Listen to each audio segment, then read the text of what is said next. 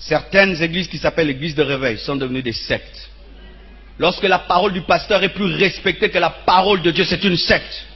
Daddy a dit, papa a dit, papa a dit, la Bible a dit. La Bible a dit. J'ai dit la Bible a dit. Oh, Daddy a dit, papa a dit, le pasteur a dit. Vous n'avez pas été sauvé par un pasteur, ni par un prophète, ni par un apôtre, sauvé par Jésus.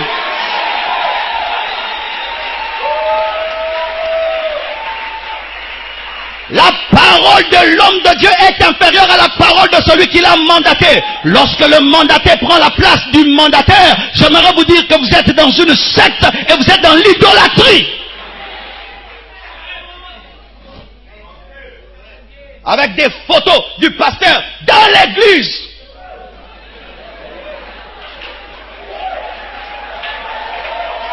Dans l'église.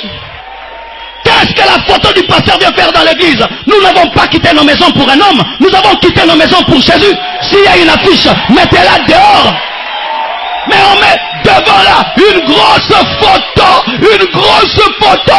du daddy qui aurait Jésus. Ne vénérez jamais un homme, sinon une secte.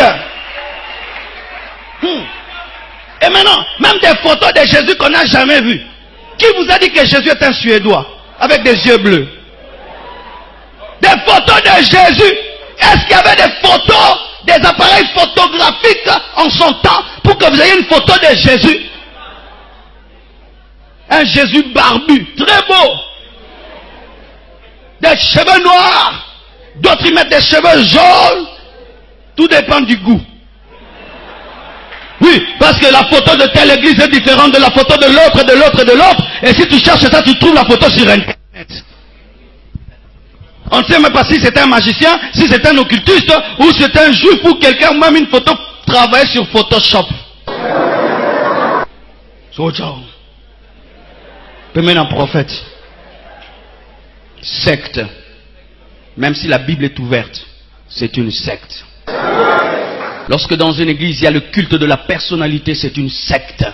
Jésus vous laisse votre église avec votre pasteur, ou son entrée spécialement reçue. Son entrée, c'est comme Tyson qui va se battre. À droite et à gauche, il y a des frères. Et le grand homme est venu. Jésus était déjà là. Le roi des rois était déjà là. Comment est-ce que nous avons reçu Jésus? Comment on a reçu Jésus? Comment on a reçu Jésus? Est-ce que Paul faisait ça? Est-ce que Pierre faisait ça? Bien aimé, c'est Paul, Pierre qui doivent être nos modèles, mais pas imiter nos contemporains qui tombent dans des cultes de la personnalité. Pourquoi Jésus-Christ est mort si nous devons aller acheter les habits des Juifs pour prier? Est-ce qu'il y a un habit pour prier? Est-ce qu'il y a un habit pour prier? Le vêtement pour prier, c'est la justice et la sainteté par le sang de Jésus. Est-ce qu'il y a un habit pour prêcher? Est-ce qu'il y a un habit pour prêcher? Est-ce qu'il y a un chapeau pour prêcher? Si j'ai besoin, c'est d'être revêtu de la puissance de Dieu. Mais tu peux être dans une église où on enseignait la parole de Dieu. Parce que tes problèmes tardent d'obtenir une solution, tu vas dans un endroit où on te fait porter des habits. Pourquoi vous croyez facilement? Vérifiez la parole qu'on vous enseigne à la lumière de la Bible. Même si c'est un grand enseignant, si ce qu'il dit n'est pas écrit, tu as le droit de dire non. C'est ta vie. Je suis allé dans une conférence une fois, le prédicateur prêche des choses, je dis non, on en est bien monté. Et puis après on me dit, pasteur Marcelo, est-ce que tu peux prêcher ça là-bas? Je dis, na maîtrise en moté, na yé bien moté, biloko na yé bioté en moté, na biloko na msous ndebo tsinga na obetango. Pe ba benga nga susté. C'est mon droit de dire que biloko est biloko sika, na yé bien moté. Une fois j'ai amené quelqu'un qui habitait chez moi, je l'amène quelque part dans un restaurant et je commande des trucs et je dis mange. Elle a refusé de manger la pizza. Pourquoi? C'était nouveau. Elle était habituée au foufou. C'était son droit. Ayo sanza. Ayo belaliboumou. C'est ton droit de dire cette doctrine est nouvelle pour moi. Cette doctrine est nouvelle. Je ne la connais pas. Moi on ne m'a pas enseigné comme ça. C'est ton droit. Même quand je prêche, si c'est que je prêche, tu trouves que c'est nouveau, va prier Dieu. C'est qu'il a dit, est-ce que c'est vrai? Va ouvrir la Bible. Si c'est faux, ne me crois pas.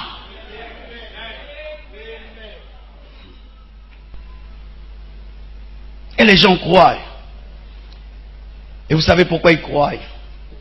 Parce qu'il y a un envoûtement satanique derrière tout faux enseignement. De la même manière qu'il y a l'onction de l'esprit derrière la vérité, il y a un envoûtement satanique derrière le mensonge. C'est pourquoi Paul dit, que si notre évangile est voilé, il est voilé parce que le Dieu de ce siècle a voilé l'intelligence. Comment est-ce que quand on prêche la vérité, tu n'arrives pas à croire, mais quand c'est un mensonge, tu crois directement. Un envoûtement. Et voici les proies faciles de l'erreur. Ceux qui aiment les miracles plus que Dieu. Ceux qui croient que l'éloquence c'est la vérité.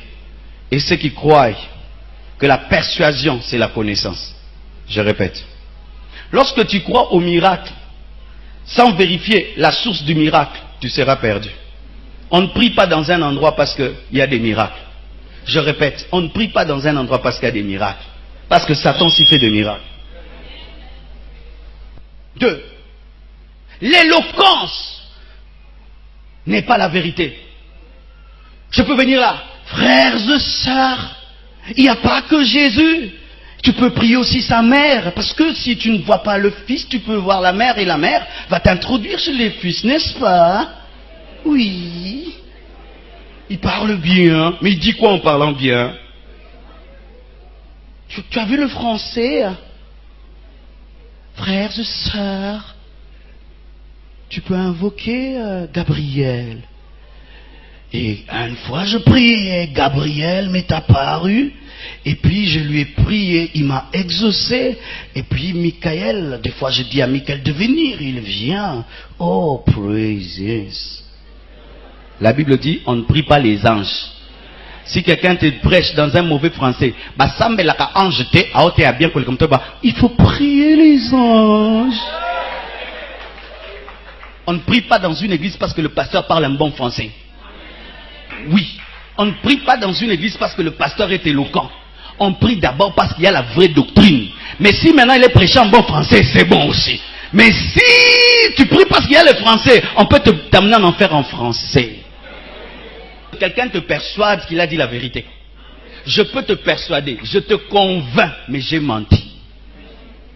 C'est pourquoi des fois, si ton intelligence est partie, mais si tu sens que ton cœur doute, ne crois pas en ton intelligence. Parce que des fois, ton cœur te parle plus que ta tête. Oh, alléluia. N'est-ce pas qu'un jour, quelqu'un t'a menti, mais ton cœur a dit il ment. Mais ta tête était convaincue. Pourquoi? Le Saint-Esprit dans ton esprit, il peut te dire, ce n'est pas vrai. Mais tu n'as pas encore la connaissance, mais il te dit, c'est vrai. Il t'a dépassé dans la connaissance, mais ton esprit te dit, c'est faux. Oui. Tu peux rencontrer quelqu'un, il a une grande connaissance de l'erreur. Mais toi, tu n'as pas une grande connaissance de la vérité, mais tu es dans la vérité. Il te convainc, mais ton esprit te dit, c'est pas vrai. Ne crois pas en une chose parce que tu es convaincu seulement. Crois en une chose parce que tu as la paix de l'esprit dans ce qu'on t'a convaincu. Vous devez aimer la vérité. Même si la vérité vous dérange, même si la vérité vous fait mal, vous devez aimer la vérité. Vous ne devez pas quitter un lieu parce que la vérité vous y blesse. Il faut y rester jusqu'à ce que la vérité vous transforme. Vous ne devez pas aller à l'église pour qu'on vous flatte. Vous devez aller à l'église pour que vous soyez changé, formé, transformé. Mais si vous n'avez pas l'amour de la vérité, vous n'avez pas l'amour de la vérité, bien aimé, l'hérésie va tomber sur vous.